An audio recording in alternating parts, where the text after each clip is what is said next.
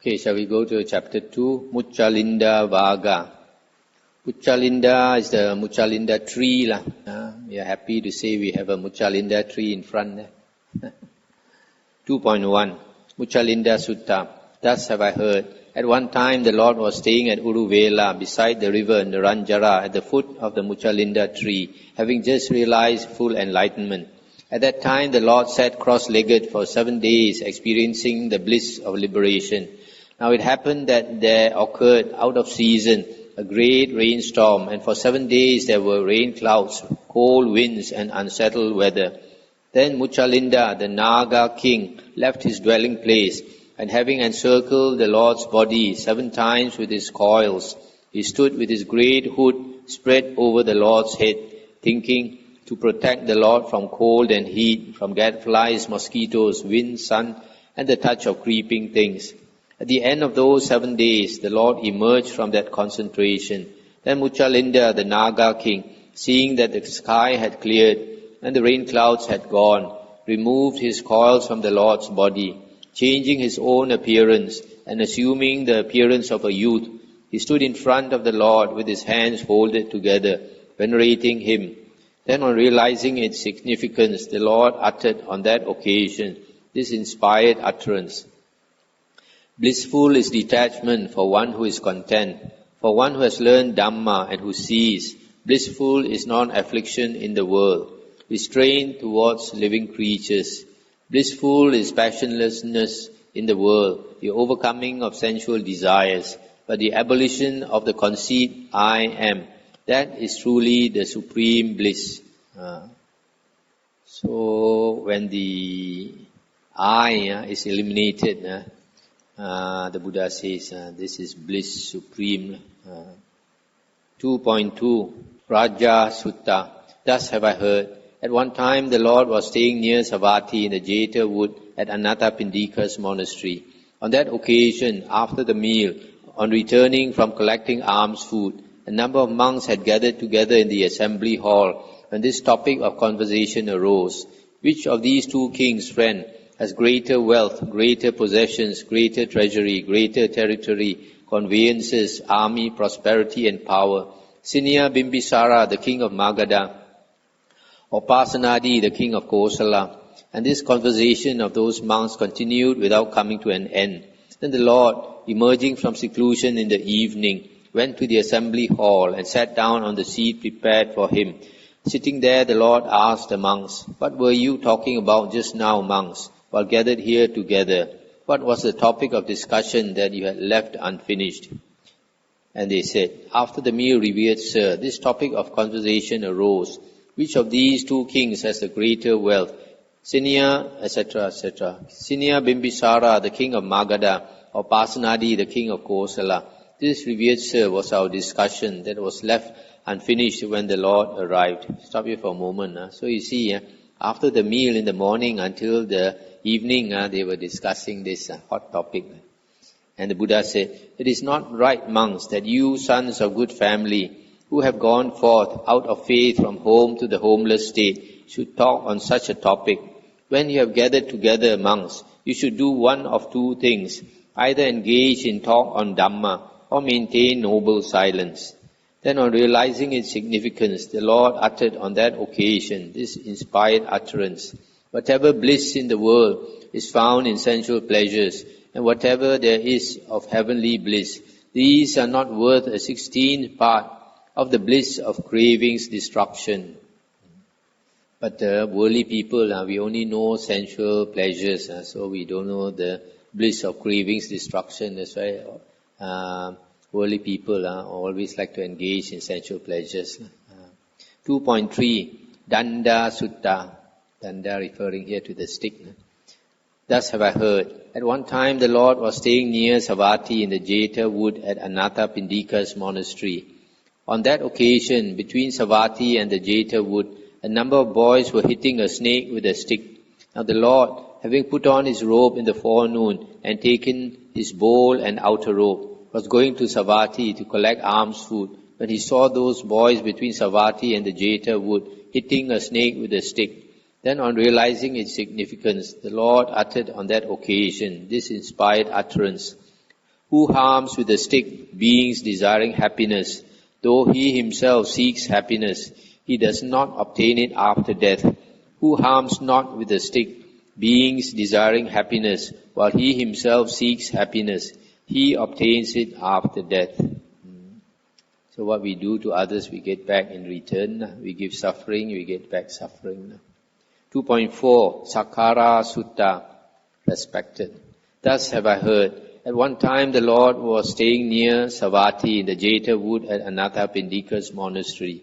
At that time the Lord was respected, revered, honored, venerated and given homage. And he obtained the requisites of robes, alms, food, lodgings and medicines.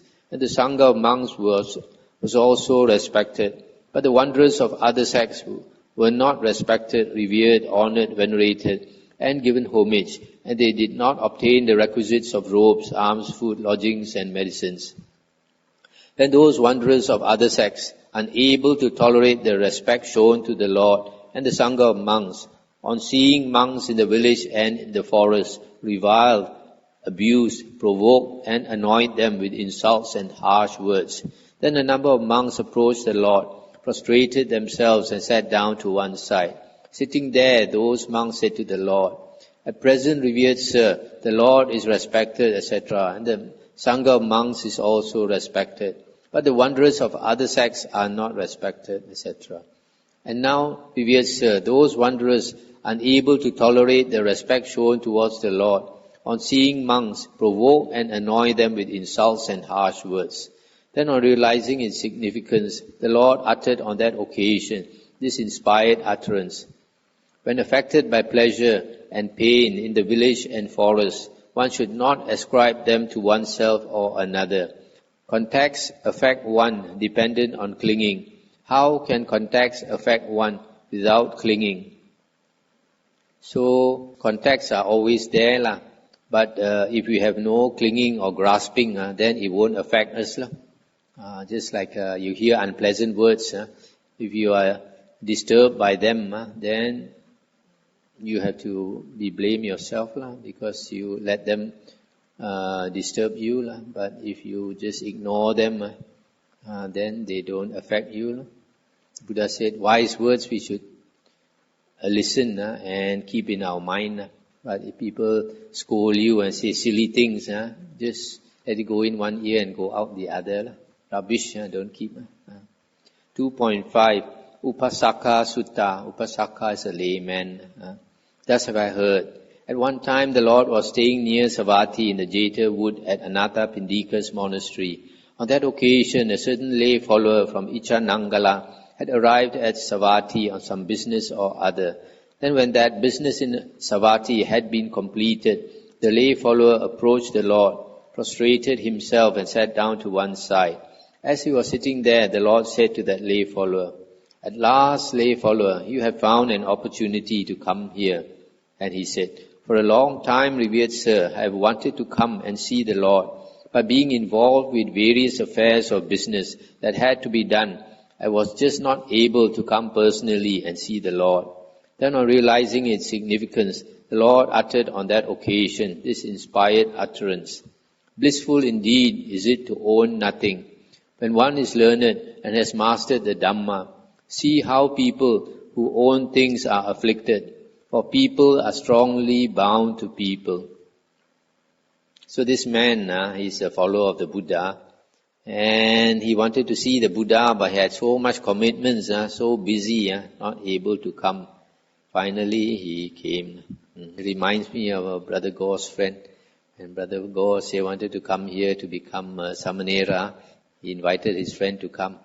Then his friend said he was busy. Wait, in a few months' time I will come.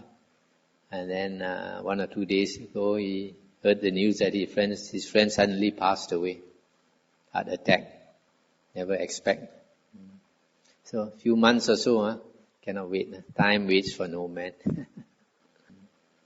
So it's this type of news, it's good news, it's a Deva messenger come to the family is bad news, but to Brother Gore it should be good news, in the sense that it's a waking up call. 2.6, Gabini Sutta, about the pregnant woman. Thus have I heard. At one time the Lord was staying near Savatthi in Jeta wood at Anathapindika's monastery. On that occasion, the young wife of a certain wanderer said to the wanderer, "Go and fetch some oil, Brahmin. I will use it at my delivery." When this was said, that wanderer replied to the woman wanderer, "But where can I get oil for you?" Stop here for a moment. So you see this, both of them are wanderers, both are ascetics. They are naked ascetics, and then they had an affair. Now the woman is pregnant and wants to get some oil. And the second time and the third time, that woman wanderer said to the wanderer, "Go and fetch some oil, Brahmin. I will use it at my delivery." At that time, at the storehouse of King Pasenadi of Kosala, there was being given to any recluse or Brahmin as much as he wanted of ghee or oil to drink, but not to take away. Then that wanderer thought, at the storehouse of King Pasenadi of Kosala, there is being given to any recluse or Brahmin as much as he wants of ghee or oil to drink, but not to take away. What if I went to the storehouse and drank as much oil as I wanted, and having returned home and vomited it up, should offer it to my wife for use at her delivery?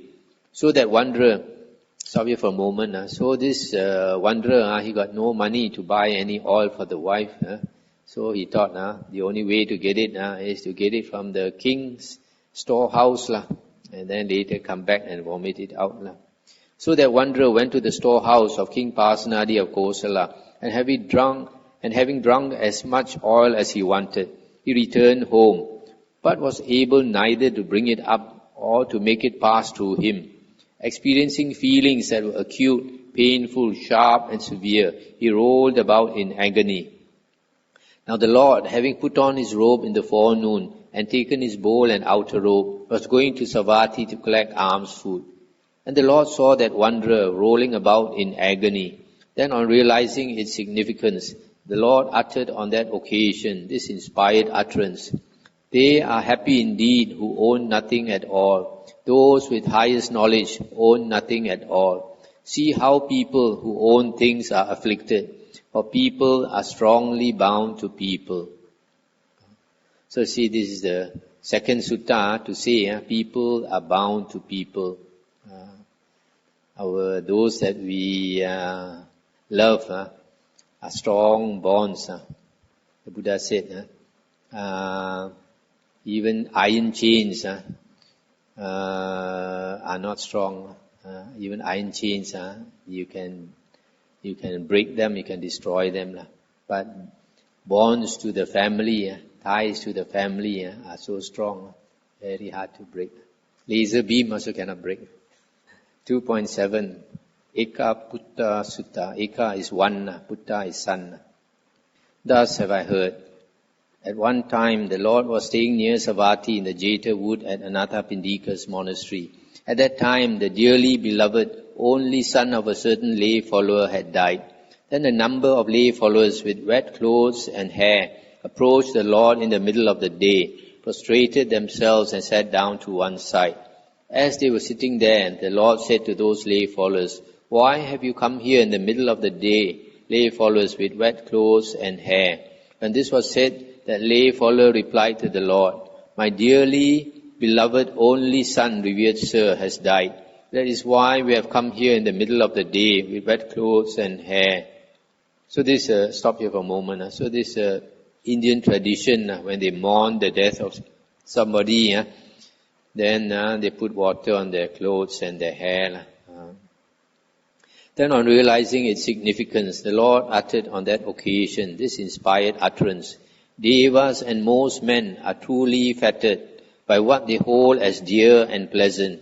Worn out with grief when their dear ones die, they fall into the power of the king of death.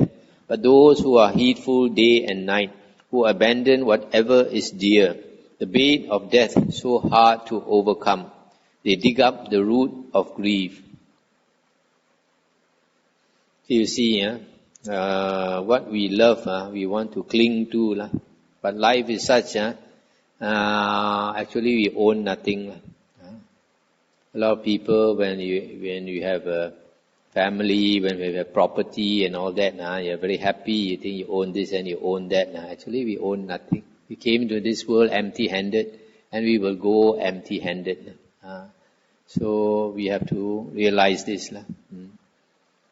Sometimes we think because we love our family members, we don't want to hurt them. But actually, sometimes hurting them is good, so that they understand impermanence faster. Just like when I renounced, later my mother told me every day when she thought about me, every day the tears will come down. For 2 years, then after 2 years when she saw me again, then she realized I was happy as a monk, and she stopped weeping. So because of that pain, for 2 years later she let go. So in the later years of her life, she didn't cling to anything already. The most beloved son was the youngest. Already have to let go, so she learned to let go. Nothing to cling to, which is good, So she didn't die with attachment in her mind. We have to let go sooner or later. The earlier we realize it, we suffer for a while, and then later we get used to the idea. If you all have close relatives who have died, you will notice. For example, when my father died, my mother cried so much. But after a few years, the pain it will go away. Time heals everything. So the same in life. Whatever pain we experience after a while, it's no more pain. We get used to it. 2.8 Suppavasa Sutta. Thus have I heard. At one time the Lord was staying at Kundia in the Kunditana wood. On that occasion, Suppavasa, the Kolian daughter, had been pregnant for 7 years, and for 7 days had experienced difficult labor. But although she experienced feelings that were acute, painful, sharp, and severe, her mind was occupied with 3 thoughts. The Lord indeed is a fully enlightened one, who teaches Dhamma for abandoning such suffering as this. The Sangha of the Lord's disciples is indeed progressing on the right path, following a path to abandon such suffering as this. Nibbana is indeed perfect bliss, where such suffering is not found. Then Suppavasa, the Kolian daughter, said to her husband, "Come, Master, go to the Lord, and approaching Him in my name, worship the Lord with your head at His feet, and ask concerning His health and well-being, fitness, strength, and comfort, saying, Suppavasa, the Kolian daughter, revered sir, worships the Lord with her head at His feet, and asks concerning His health and well-being. And also say, Suppavasa, revered sir, has been pregnant for 7 years, and for 7 days has experienced difficult labor. But although she experiences feelings that are acute, her mind has been occupied with 3 thoughts. The Lord is indeed a fully enlightened one. The Dhamma is for abandoning suffering as this. The Sangha of the Lord's disciples is progressing on the right path. Nibbana is indeed perfect bliss, where such suffering is not found. Very well, replied the Kolian son to Suppavasa, and he approached the Lord, prostrated himself and sat down to one side. Sitting there, he said to the Lord, Suppavasa, the Kolian daughter, revered sir, worships the Lord with her head at His feet. But although she experiences feelings that are acute, her mind has been occupied with 3 thoughts, etc., etc. And the Buddha said, May Suppavasa, the Kolian daughter, be well and healthy, and give birth to a healthy son. When the Lord had spoken these words, Suppavasa, the Kolian daughter, became well and healthy, and gave birth to a healthy son. The Kolian son, saying, So be it, revered sir, pleased and appreciative of the Lord's words, arose from his seat, prostrated himself to the Lord, and keeping his right side towards Him, returned home. And the Kolian son saw that Suppavasa was well and healthy, and had given birth to a healthy son. On seeing this, he thought, It is indeed wonderful, it is indeed marvelous, the great supernormal potency and power of the Tathagata. When those words were spoken by the Lord, Suppavasa became well and healthy, and gave birth to a healthy son. And he was pleased and delighted, and became joyful and happy. Stop here for a moment. The Buddha says, whatever he says is true and not otherwise. Every word. So when the Buddha says, that the Supavasa be well and healthy and give birth to a healthy son. So that must come true.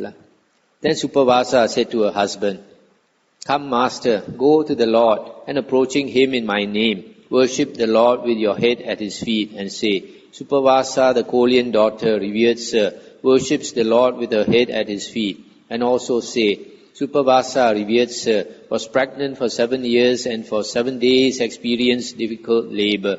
She is now well and healthy, and has given birth to a healthy son. She invites the Sangha of monks to a meal for 7 days. Please consent, revered sir, to Supavasa's providing 7 meals for the Lord together with his Sangha of monks." "Very well," replied the Kolian son to Supavasa, and he approached the Lord and said, "Supavasa, the Kolian daughter, revered sir, worships the Lord with her head at his feet, etc. She is now well and healthy, and has given birth to a healthy son. Please consent, revered sir, to Supavasa's providing 7 meals for the Lord, together with the Sangha of monks." Now at that time, a certain lay follower had invited the Sangha of monks, headed by the Buddha, to a meal the next day, and that lay follower was a supporter of the Venerable Mahamoggallana. Then the Lord called the Venerable Mahamoggallana and said, "Come, Moggallana, go to that lay follower and say, Friends, Supavasa, the Kolian daughter, invites the Sangha of monks, headed by the Buddha, to a meal for 7 days. Allow Supavasa to give her 7 meals. Your supporter can give his afterwards." "Very well, revered sir," the Venerable Mahamoggallana replied to the Lord, and he went to that lay supporter and repeated what the Lord had said. And the man said, "If, revered sir, the noble Mahamoggallana will be my surety for 3 things, for wealth, life and faith, then let Supavasa, the Kolian daughter, give her 7 meals, and I will give mine afterwards." And Mahamoggallana the Arahant said, "For 2 of these things, friend, I will be your surety, for wealth and life. But as for faith, you are your own surety." Stop here for a moment. So Venerable Mahamoggallana said, for these 7 days, you postpone your dana, your wealth will not diminish, and your life will not go away. That I can assure you. But your faith, you decide yourself. And then he said, "If, revered sir, the noble Mahamoggallana will be my surety for 2 things, for wealth and life, I allow Supavasa to give her 7 meals. I will give mine afterwards." Then the Venerable Mahamoggallana, having obtained the consent of that lay follower, approached the Lord and said, "That lay follower of mine has consented, revered sir. Let Supavasa, the Kolian daughter, give her 7 meals. He will give his afterwards." So Supavasa, the Kolian daughter, with her own hand, served and satisfied the Sangha of monks, headed by the Buddha, with sumptuous, solid and soft food for 7 days. And she made her child pay homage to the Lord and the whole Sangha of monks. Then the Venerable Sariputta said to the child, "Are you well, child? Are you healthy? Have you any pain?"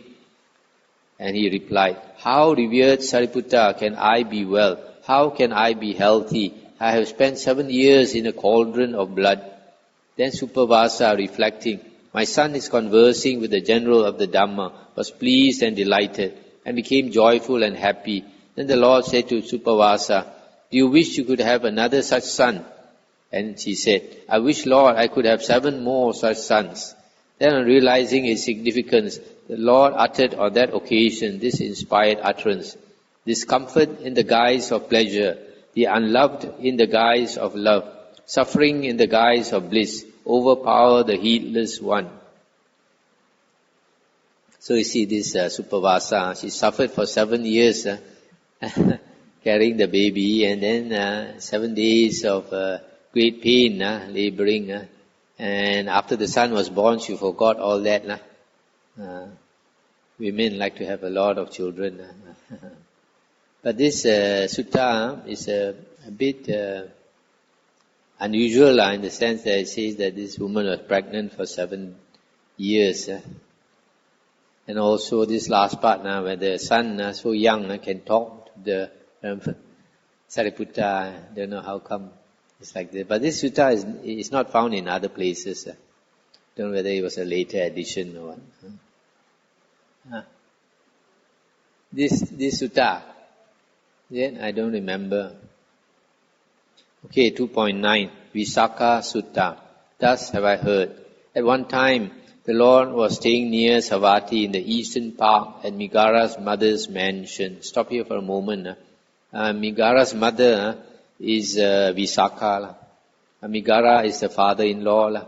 Because she was so good to the father-in-law called her mother. That's why she's called Migara's mother. On that occasion, Visakha, Migara's mother, was involved in some business with King Pasenadi of Kosala, and this the king did not conclude as she intended. So Visakha approached the Lord in the middle of the day, prostrated herself, and sat down to one side. As she was sitting there, the Lord said to her, "Well, Visakha, where have you come from in the middle of the day?"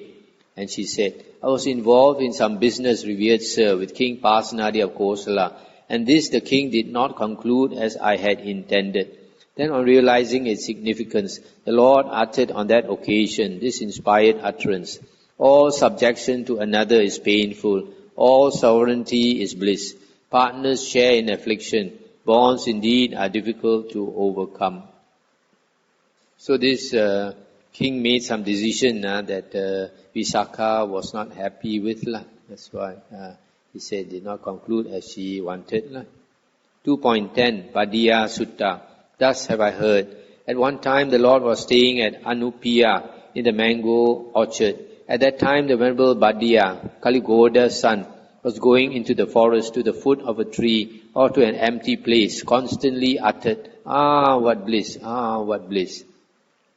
A number of monks heard the Venerable Badiya constantly uttering, "Ah, what bliss! Ah, what bliss!" And the thought came to them, "No doubt, friend, the Venerable Badiya, Kaligoda's son or Kaligoda Putta, is dissatisfied with leading the holy life, since formerly when he was a householder, he enjoyed the bliss of royalty. And when recollecting that, on going into the forest, he utters, 'Ah, what bliss! Ah, what bliss!'" Stop here for a moment. This Badiya is the Sakyan chief. Sometimes people like to say the Buddha's father was the chief of the Sakyans. It's not true. This Badiya is mentioned in the Vinaya books as the real chief of the Sakyans and a very good friend of Anuruddha. So when Anuruddha wanted to renounce, the mother refused to give permission. He pleaded so many times or so, mother refused to give permission. Then the mother thought of a trick, because this Badiya is a very close friend of Anuruddha. Then being the king of the chief of the Sakyans, she thought Badiya will never renounce. So she told Anuruddha, the son, "If Badiya agrees to renounce with you, I will give you permission to renounce." She never expected that Badiya will renounce. So when Anuruddha went to Badiya, at first he refused. But being a very good friend, this Anuruddha constantly pleaded with him. Then he said, after much pleading, he said, 7 years time. And Anuruddha said, "Too long, 7 years." Then he said, 6 years, slowly reduced, 5 years, 1 year. And then 1 year, so too long. He said, 11 months, 10 months, started reduce until 7 days. Then Anuruddha agreed. So after 7 days, I think he renounced. But he had so much merit. Within, I think, 3 months of renouncing, during the rains, he became an Arahant. So after he became an Arahant, he was in such bliss, always going around saying, "Ah, what bliss." Then a number of monks approached the Lord, prostrated themselves, sat down to one side and reported this to the Lord. Then the Lord addressed a certain monk, "Come, monk, in my name tell the monk Badiya, the teacher calls you, friend Badiya." "Very well, revered sir," the monk replied. And approaching the Venerable Badiya, Kaligoda's son, he said, "The teacher calls you, friend Badiya." "Very well, friend," the Venerable Badiya replied. And approaching the Lord, he prostrated himself and sat down to one side. The Lord then said to him, "Is it true, Badiya, that on going into the forest you utter, 'Ah, what bliss! Ah, what bliss!'" "Yes, revered sir." And the Buddha said, "But Badiya, what do you see that prompts you to do so?" And he said, "Formerly, revered sir, when I was a householder and enjoyed the bliss of royalty, inside and outside my inner apartments, guards were appointed. Inside and outside the city, guards were appointed. Inside and outside the district, guards were appointed. But revered Sir, although I was thus guarded and protected, I lived fearful, agitated, distrustful and afraid. But now, revered Sir, on going alone into the forest, to the foot of a tree or to an empty place, I am fearless, unagitated, confident and unafraid. I live unconcerned, unruffled, my needs satisfied, with a mind become like a deer's. Seeing this, revered Sir, prompts me on going to the forest to utter constantly, "Ah, what bliss, ah, what bliss." Then on realizing its significance, the Lord uttered on that occasion this inspired utterance, "In whom exist no inner stirrings, having passed beyond being this or that, free from fear, blissful and sorrowless, the Devas are not capable of seeing Him." It's the end of the sutta. So we finish here for tonight. Anything to discuss?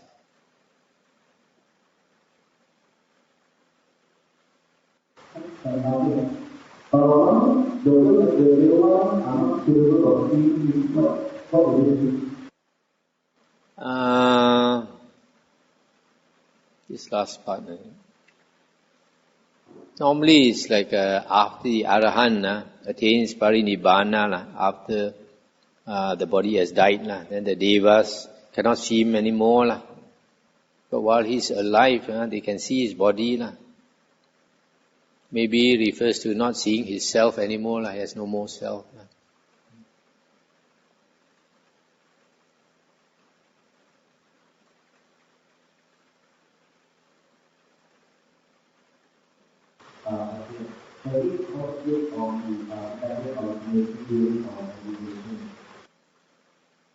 You can. But if a person has not attained jhana, when we sit down and meditate, normally we try to discipline the mind. Because if you contemplate without a mind which is one-pointed, you are, the five hindrances are blocking you. And in the sutta, the Buddha said, as long as the five hindrances hinder us, block us, then we can never see and know things as they really are. But if you want to contemplate, say like dependent origination, don't do it while you are sitting down with your eyes closed and trying to discipline your mind. When you are free, when you are walking, when you are sitting in a bus, when you have nothing to do, not during meditation, then you can contemplate. Anytime you can reflect on the Dhamma. So vipassana, meaning contemplation, can be done any time of the day, any one of the four postures. But samatha you can only practice when you are sitting down with your eyes closed. So the seventh factor of the Noble Eightfold Path, which is samasati, is basically vipassana. And the eighth factor, sammasamadhi, is basically samatha. So the seventh factor you can contemplate without sitting down with your eyes closed. The eighth factor you have to sit down with your eyes closed.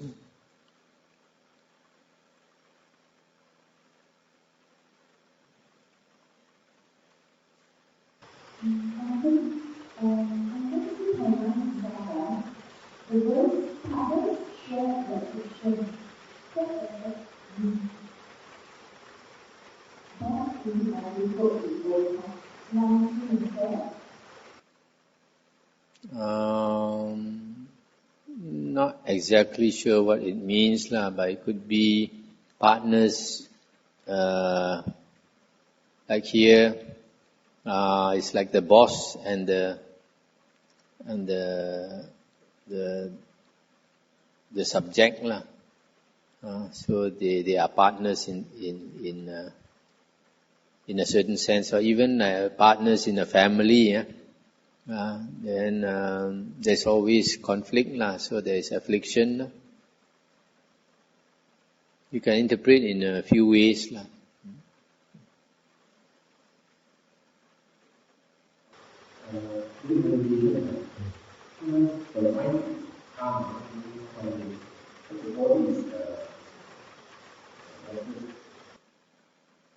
The body is restless. Is it because of food, or is it because of...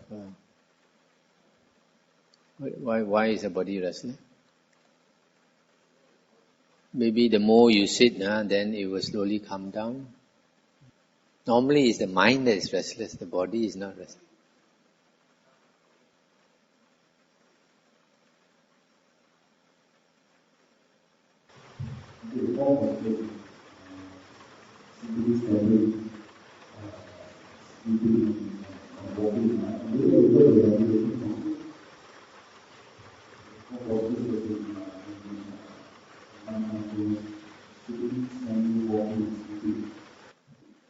Now you can practice them all the time, but the best is sitting. If you lie down, it's easy to fall asleep. If you stand, it's easy to become tired. Walk also can become tired. But say like, if you are sitting, then maybe you can practice say like anapanasati. But if your concentration is good, then you are walking also you can practice anapanasati, lying down and standing. But if your concentration is not good, you are just beginning, then you can change your object. Like when you are sitting down, if you like to practice anapanasati, you do so. Then when you are walking, you can just do simple chanting. You synchronize it with your feet. For example, if you say Namo Buddhaya, Namo Buddhaya. When your right foot touches the ground, you say Namo. When your left foot touches the ground, you say Buddhaya. So if you do that, you have to always notice and try to synchronize. The mind does not run away so easily. And even when you are lying down, if you are afraid you are going to fall off into sleep, then you keep chanting. And some people, of course, you do chanting also, you still fall asleep. Then in which case, you chant plus move your finger. And Namo, you move your right finger. Buddhaya, you move your left finger like that. As long as you are moving your finger, you won't fall asleep. The moment you stop moving, you fall asleep.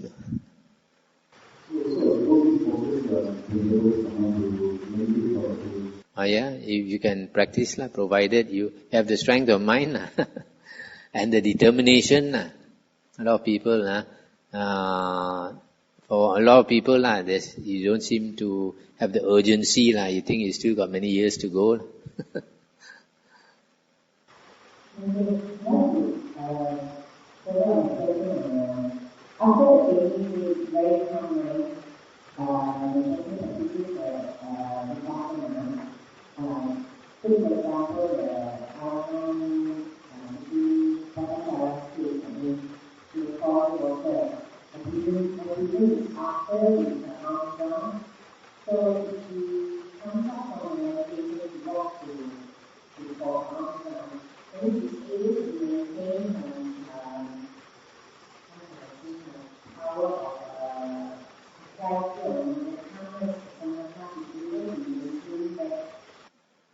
If a person like them, they would have attained the fourth jhana. If they have attained the fourth jhana, the mind is very calm, attain the imperturbable state.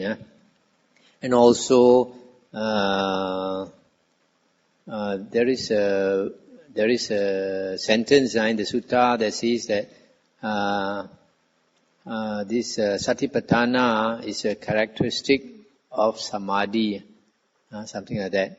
So once you have attained the jhanas, then your satipatthana is like automatic.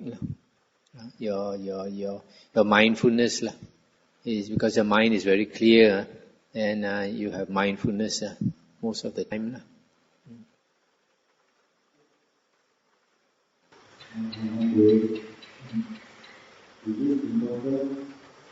For a person, especially monks, who are seriously in spiritual to practicing this Dhamma practice. Do Tanga practice?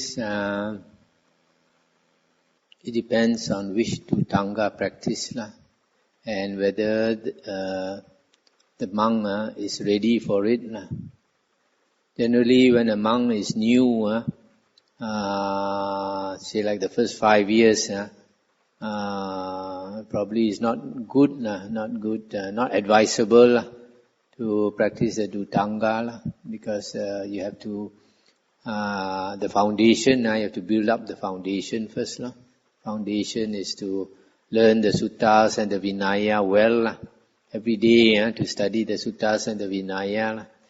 And then after 5 years, when the monk is knowledgeable in the suttas and the Vinaya, then he can concentrate on practice. At that time, then only he can do whatever Dhutanga he wants. But to start off too early is not advisable. Even meditation, in the beginning, the first 5 years, monks should not meditate too much effort, because the first 5 years, the priority is to learn the suttas and the Vinaya, and to serve the senior monks, and to learn a lot of things. Then when you have finished 5 years, you are well trained, then only you concentrate on practice.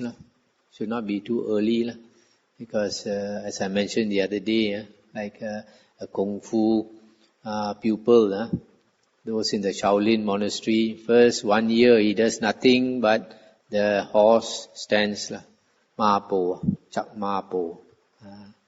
Then nothing but Chak Mapo. That is the foundation. Without a strong legs, can easily fall. So in the same. Okay.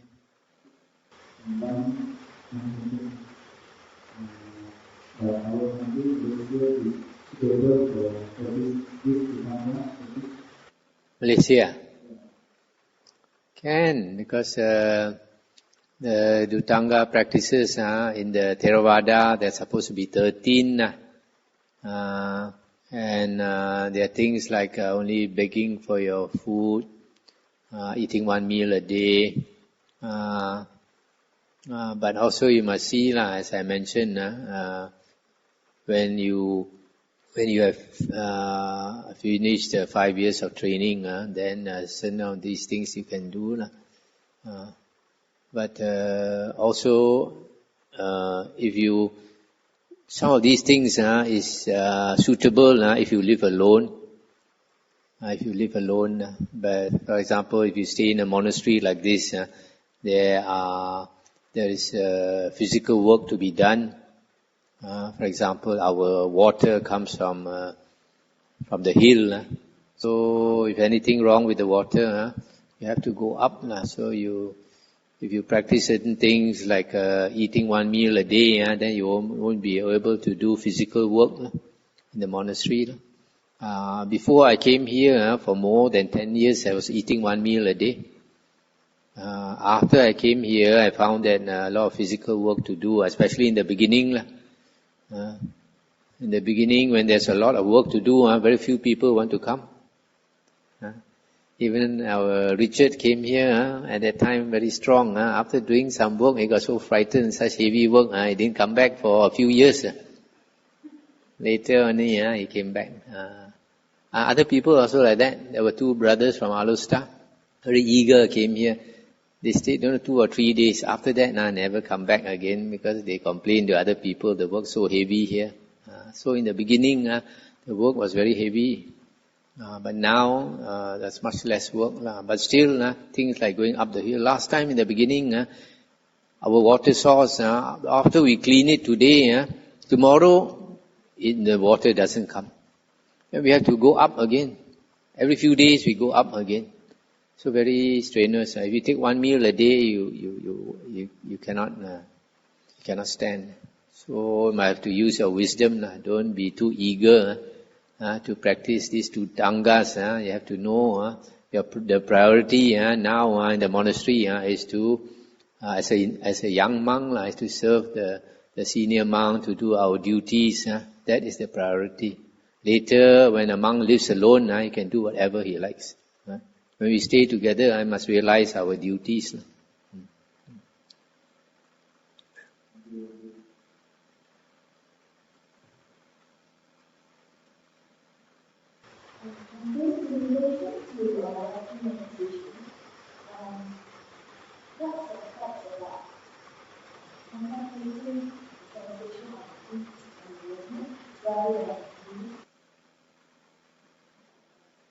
If you find that suitable, you can practice it.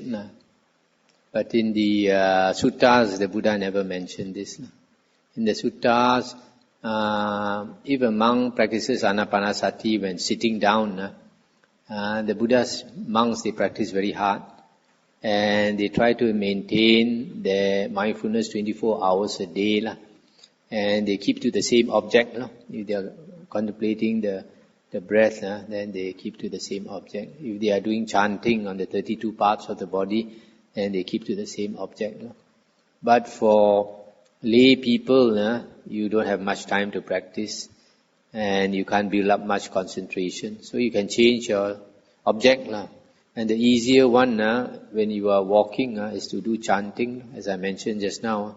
You synchronize your chanting with your feet. Easier, much easier than...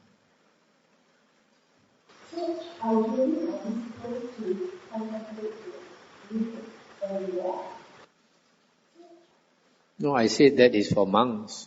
If you can do that 24 hours a day, you're supposed to do that. But for lay people, I say you can't do. So you change your object, whichever suits you.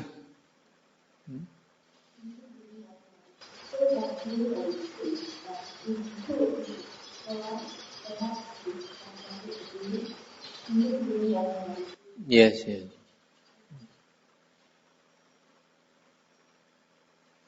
Okay, shall we stop here?